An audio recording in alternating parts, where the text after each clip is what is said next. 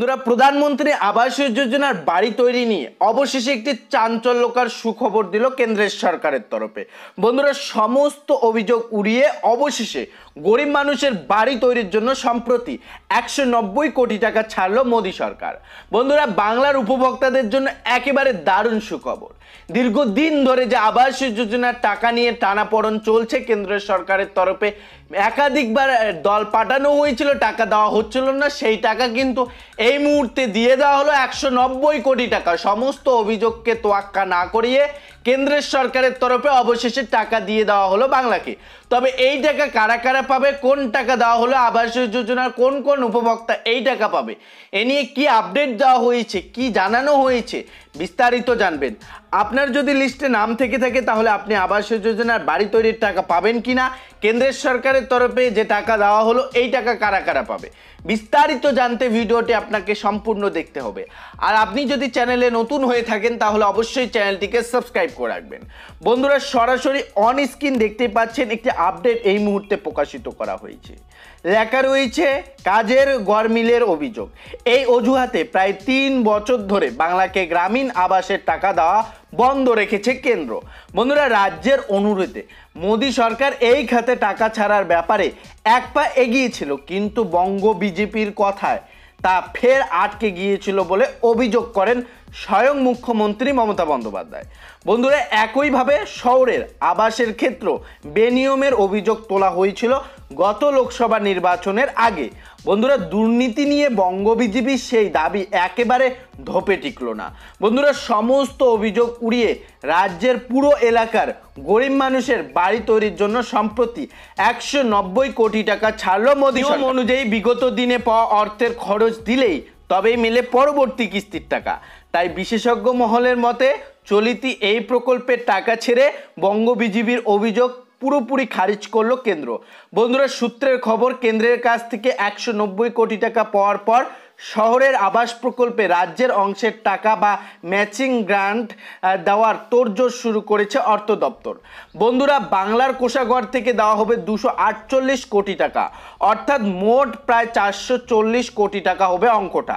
রাজ্যের বিভিন্ন পুরো এলাকার গরিব মানুষের বাড়ি তৈরির কাজের জন্য এই বিপুল পরিমাণ অর্থ দ্রুত বরাদ্দ করা হবে।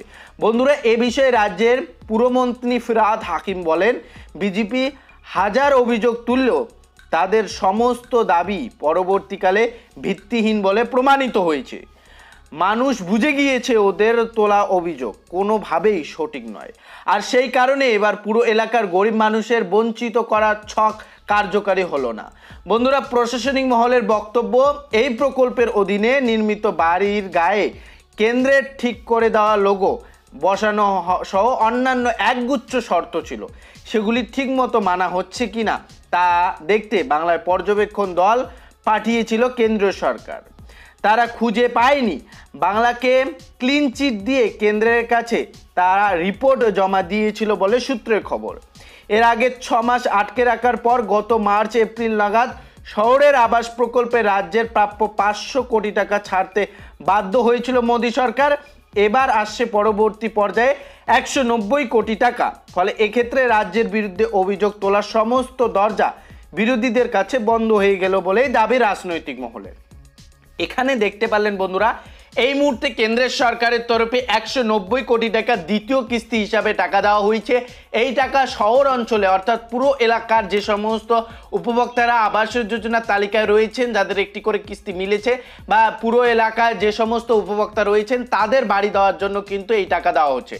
তবে গ্রামীণ আবাস যোজনার যে টাকা সেটা কিন্তু এখনো মেলেনি, সেটা নিয়ে কিন্তু অভিযোগ চলছে বা এটা নিয়ে কিন্তু একটা তরজামা চলছে। যদিও কেন্দ্রের সরকারের তরফে ওই বিষয়টি নিয়ে এখনো কিন্তু জানানো যাচ্ছে যে অনিয়ম হয়েছে গ্রামীণের ক্ষেত্রে, কিন্তু শহরের ক্ষেত্রে তেমনটা হয়নি। শহরের ক্ষেত্রে সমস্ত বিষয় কিন্তু ক্লিন চিট দিয়ে জানানো হয়েছে। কেন্দ্র সমস্ত বিষয় পর্যবেক্ষণ করার পর এরপর কিন্তু 190 কোটি টাকা ইতিমধ্যে কিন্তু বরাদ্দ করে দিয়েছে। আর এবার রাজ্যের সরকারের তরফে কিন্তু প্রায় এর অংশ হিসাবে 248 কোটি টাকা দিয়ে মোট অঙ্কটা দাঁড়াবে 440 কোটি টাকা। এই অর্থ পুরো এলাকার গরিব মানুষের বাড়ি তৈরির কাজে বরাদ্দ করা হবে।